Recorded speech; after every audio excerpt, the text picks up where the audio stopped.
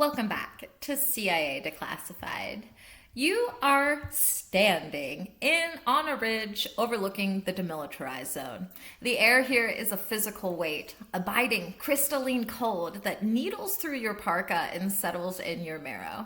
To your left, the jagged skeletal mountains of the north loom like frozen monsters. To your right, the fortified, sleepless hills of the south. Between them lies a 4-kilometer ribbon of no man's land, a landscape of deceptive stillness where the truce is as fragile as the ice crusting the Han River. The silence is the most dangerous thing about this place. Beneath the dusting of the snow and the coiled, rusted garlands of barbed wire, there is a war occurring in a dimension you cannot see. This is the era of the Second Korean War. A shadow conflict defined by brutal small unit incursions. You can almost feel the presence of the Viper units, North Korean commandos, moving with the fluidity of ghosts attempting to slip through the mountain gaps with a single bloody objective: the assassination of the South Korean president at the Blue House. The CIA knows that traditional boots on the ground aren't enough to hold the line. The terrain is a labyrinth of ravines and dead zones. The nights are so profoundly dark that a man can't see his own hand a foot from his face. To hold the 38th parallel, the agency turns away from the infantry and toward the wizards of the Office of Research and Development. They are here to weave an invisible electronic web across the wilderness, turning the very geography into a conscious entity. You are witnessing the clandestine birth of Project TEAL-BLUE. It is not a weapon of lead and steel, but a masterpiece of photons, vibrations, and silent data. It is the moment that American intelligence, their apparatus, decided that if they couldn't watch every inch of the border with human eyes, they would give the Earth itself a nervous system. Imagine a series of infrared tripwires, beams of light existing outside the human spectrum that, if momentarily broken by a warm body, trigger a silent alarm in a bunker miles away. Picture seismic sensors buried deep in the permafrost, sensors so exquisite they can distinguish between the heavy padded gait of a mountain cat and the rhythmic, cautious, heel-to-toe step of a commando's combat boot. You are standing on the most monitored piece of land on the planet, a place where the wind carries secrets and the ground has ears. This is Project TEAL-BLUE. Why the name? Project TEAL-BLUE follows the standard Pentagon and CIA NICA naming convention. The color teal was a common prefix for DARPA and CIA imaging and sensor programs during the 1960s and 70s, such as teal amber or teal ruby. The designation was chosen to classify the program under the optical and infrared surveillance family, while the blue was a common suffix used for projects specifically supporting Allied or Blue Force defensive lines. It was a name designed to sound boring to a file clerk, but represented the peak of 20th century detection technology. To understand the electric border, we have to look at the logs of the men who wired the wilderness and the facts that define this silent sentinel. Project TEAL-BLUE was a joint venture between the CIA and DARPA to automate border security via unattended ground sensors, UGS. The sensors were deployed during the height of the Korean DMZ conflict, 1966 to 1969. The system utilized passive infrared sensors that detected the heat signatures of infiltrators against the cold background. The seismic sensors were derived from technology used to monitor underground Soviet nuclear tests. Teal-blue sensors detected the rhythmic digging sounds of the incursion tunnels dug by the North before they were physically located. The program used acoustic discrimination to filter out environmental noise like thunder and rain. Sensors were disguised as rocks, branches, and animal droppings, specifically T100 simulated scat to prevent detection. It integrated with MAGID, magnetic intrusion detectors, which sense the metal in an infiltrator's AK-47. The operation reduced the success rate of North Korean infiltrations by over 80% in the sectors where it was fully operational. The CIA utilized remote relay stations on mountaintops to bounce VHF signals over the rugged terrain to the command center. The infrared tripwires had a range of up to 500 meters, creating a curtain of detection. Sensors were powered by long-life lithium organic batteries and, in remote peaks, small radioisotope thermoelectric generators, RTGs. Data was processed at a secret facility in Seoul known as the Nerve Center, or Site 1. The system provided the first real-time electronic order of battle for North Korean movements near the Joint Security Area.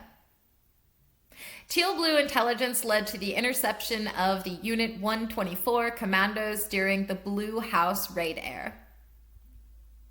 The technology utilized early fiber optic cables to prevent lightning strikes from surging through the network. The operation cost the U.S. an estimated $30 million in 1960s currency. Adjusted, that's nearly $270 million today. Sensors were frequently triggered by the endangered Korean goral goat, requiring the development of animal logic filters. The CIA shared filtered data with the South Korean military, but kept the source technology eyes only for U.S. personnel.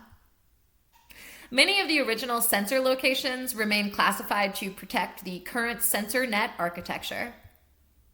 The system included pressure-sensitive hoses buried in roads to count vehicle axles moving toward the DMZ. TEAL-BLUE pioneered the first burst transmission method, sending sensor data in microsecond pulses to prevent North Korean radio direction finding. The project employed ornithologists to study if sensor placement disturbed local bird migration patterns.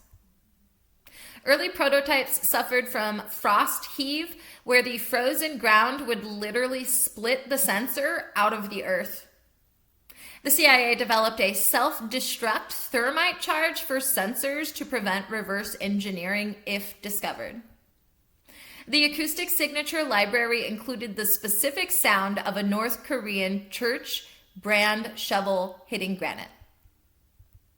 Sensors were coated in a special chemical to prevent moss and lichen from growing over the lenses.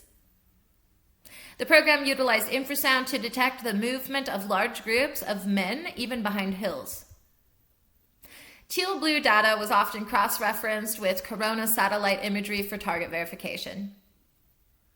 The system used balanced magnetic switches on gate hinges within the DMZ. The project led to the mini-PIDS, perimeter intrusion detection system, used in Vietnam's McNamara line. Technicians had to wear de-scented clothing when planting sensors to avoid alerting North Korean patrol dogs. The system could detect a human heartbeat at a range of 10 feet through 3 feet of earth using ultra-sensitive geophones. It used capacitance sensors that created an invisible field. Anyone entering the field charged and changed the electrical charge of the air. Project TEAL-BLUE was the first time artificial intelligence, primitive logic gates, was used to make shoot/don't shoot recommendation. The blue in the name also referred to the blue spectrum filters used to see through heavy morning fog. The program discovered North Korean waterborne infiltrators using miniature submersibles by detecting their propeller cavitation. Some sensors were delivered via airdrop using dart-shaped casings that buried themselves upon impact. The CIA's Technical Services Division created fake boulders that were transparent to infrared light, but opaque to the human eye. The project proved that electronic sentries were 15 times more cost-effective than human patrols over a 5-year period. The system was capable of detecting the unique ground resonance of a T-54 tank from 5 miles away. The project's success led to the creation of the Permanent Border Technology Bureau. TEAL-BLUE engineers discovered that the cold snap of 1968 actually improved sensor sensitivity by hardening the ground. The sensors were nicknamed the CIA's cicadas because of the faint clicking sound they made when transmitting. The declassified budget for sensor camouflage alone was over $1 million.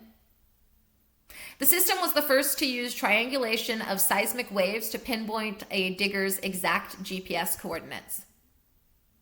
TEAL-BLUE data was hand-carried to the White House daily during the 1968 Pueblo crisis. The project utilized directional microphones that could steer toward a sound source automatically. The CIA experimented with seismic decoys to lead North Korean patrols into South Korean ambushes. Many of the engineers on TEAL-BLUE later went on to design the security for the 1972 Olympic Village. The system detected a record 412 incursion events in a single month during the peak of 1967. The sensors were designed to be environmentally neutral to avoid violating the Armistice strict land use rules. Some TEAL-BLUE sensors were still functioning in the early 1990s, outliving their projected battery life by decades. The project's final report remains one of the most requested documents in FOIA history.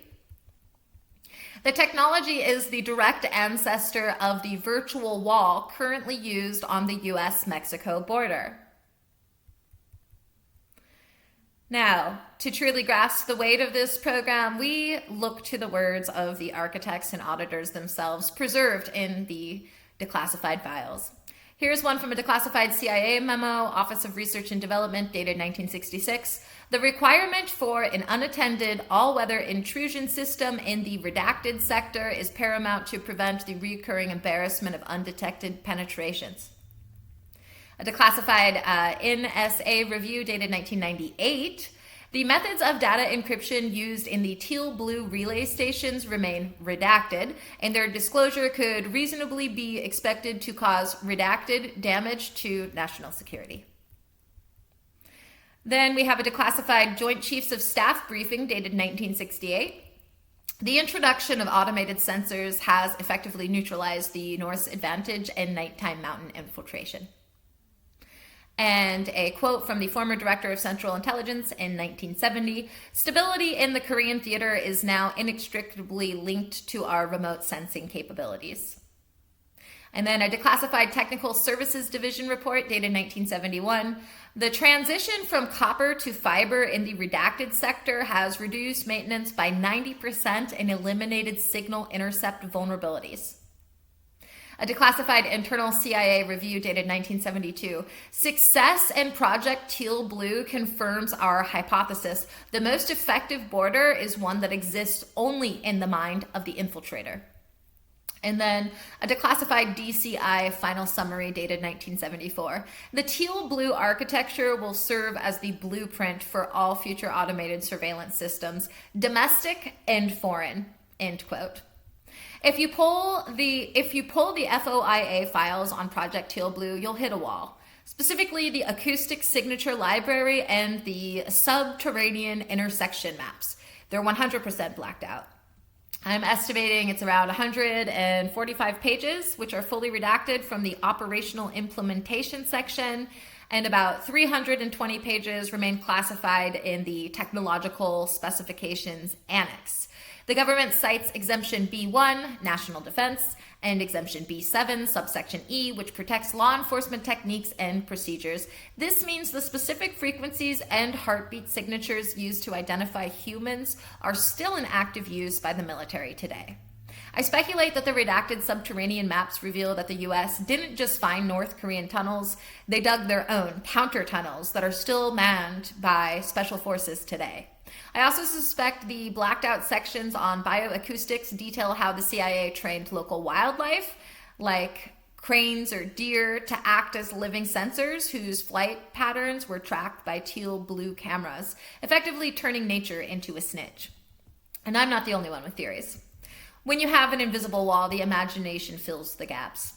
For instance, there's the 10th tunnel theory. Speculation persists that TEAL-BLUE discovered a massive multi-lane highway tunnel capable of moving entire tank divisions under the DMZ, which the US has kept secret to avoid a national panic that would collapse the South Korean economy.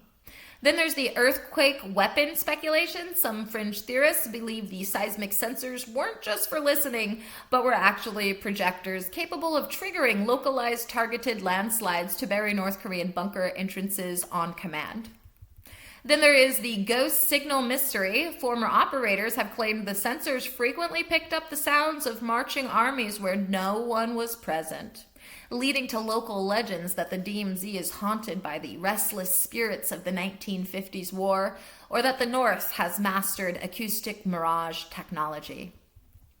And then there is the deep sleep conspiracy theory. Conspiracy enthusiast suggests TEAL-BLUE wasn't just for detection, but was linked to hidden gas delivery systems in the DMZ designed to knock out entire battalions instantly if a full-scale invasion began.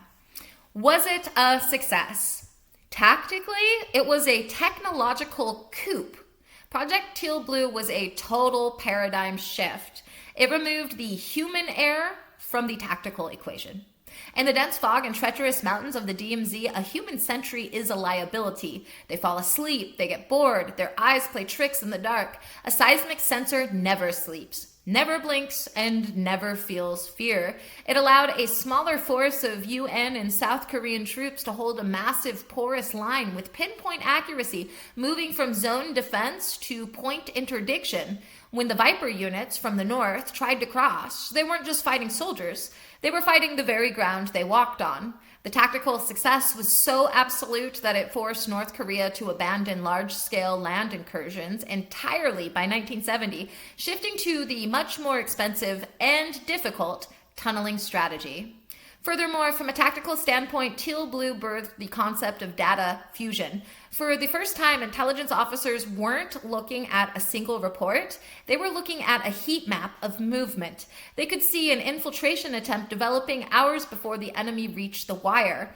This preemptive awareness changed the DMZ from a place of reactive skirmishes to a place of proactive control. It turned the North's most elite units into test subjects for American sensor development. Strategically, it was the anchor of the justices. It was the only thing that prevented a third world war. By giving the US a tripwire that provided hours of advance warning, it removed the use it or lose it pressure on military commanders. Without TEAL-BLUE, a sudden North Korean movement might have triggered a preemptive strike by the South out of sheer uncertainty. TEAL-BLUE provided the diplomatic breathing room needed to keep the peninsula from exploding into a nuclear flashpoint. It proved that a passive defense could be just as effective as an active offense. Strategically, this project was the ultimate force multiplier. It allowed the United States to reduce its troop footprint in Korea without sacrificing security, freeing up resources for the escalating conflict in Vietnam. It essentially froze the Korean conflict in a digital amber, allowing South Korea to focus on its economic miracle on the Han River, while the invisible sensors stood guard. It was the strategic realization that information is the ultimate deterrent. As far as technological and operational breakthroughs go, it led to quite a few, such as smart seismic discrimination. TEAL-BLUE required computers to tell a human footstep from a falling tree or passing truck. Today, this is the basis for smart earthquake early warning systems that detect P waves and automatically shut down gas lines and stop high-speed trains before the destructive waves arrive. It is used in intelligent minefields that only detonate when they detect the specific acoustic and seismic signatures of an enemy tank, ignoring civilian vehicles or livestock. The intelligence community uses this to monitor clandestine nuclear testing by distinguishing the seismic ring of a bomb from a natural earthquake. Low power passive infrared, PIR. The sensors had to last months in the freezing cold on minimal power without a battery slot. This is the exact technology in your home motion sensors, automatic lights, and security cameras. Your smart home is built on CIA border tech. PIR sensors are the eyes of modern silent sentry systems used to protect forward operating bases and hostile territory by the military. The intelligence community uses ultra-miniaturized PIR sensors for stay-behind surveillance in safe houses or to track the movement of targets through high-security corridors. Fiber optic hardened data transmission. The DMZ is prone to massive lightning strikes. Copper wire was an electrical liability that would fry the whole system. This led to EMI-resistant fiber optics. It's the reason your high-speed internet doesn't crash during a solar flare or a thunderstorm. Hardened fiber is used for the command and control, C2, of nuclear silos, ensuring they can't be taken offline by an electromagnetic pulse. For the intelligence community, fiber optics allow for secure rooms, SCIFs, to transmit massive amounts of data without emitting the radio frequencies that spies use to eavesdrop. And acoustic signature mapping. The CIA built a library of sound of the forest, just like they have done with the sea as well, to find the sound of the enemy. This is the foundation of shot spotter technology used by city police to triangulate gunfire and bioacoustic monitoring used by scientists to count endangered species. The military uses this with modern submarines as they use their own acoustic library to identify specific enemy subs just by the sound of their propeller blades. And by identify, I mean they know exactly which subs. The intelligence community uses laser microphones to read the vibrations of window glass using TEAL-BLUE's filtering algorithms to turn those vibrations back into clear speech. Project TEAL-BLUE was the pivotal moment in history when we stopped trying to just watch the world and started trying to make the world watch itself. It was a realization that in the heavy, expectant silence of the DMZ, the most powerful weapon wasn't a bomb, but the ability to listen with absolute clarity. It turned the 38th parallel into a laboratory for the digital panopticon we live in today. A world where every movement is tracked, every vibration is recorded, and the electric border has moved from the mountains of Korea into the very palms of our hands. This wasn't just about Korea. It was about the birth of unattended intelligence. It proved that a machine could make a judgment call faster and more accurately than a tired corporal in a foxhole. We are the descendants of TEAL-BLUE, living in a world of smart everything, never realizing that the smarts were originally designed to catch a commando in the snow. The project's legacy isn't found in the rusted sensors buried in the DMZ mud, but in the invisible architecture of the modern surveillance state. It taught us that the most impenetrable wall isn't made of concrete, but of data. It reminds us that while we are watching the screens, the ground beneath us has been listening all along. If you're walking through the DMZ, watch your step. The mountains are taking notes. In a war of whispers, the man with the loudest microphone wins. Privacy is a 20th century luxury. In the 21st, your very heartbeat is a broadcast. Never trust a rock that doesn't have moss on the north side. It might be looking at you. And remember, just because you can't see the light doesn't mean it isn't watching you bleed heat into the night.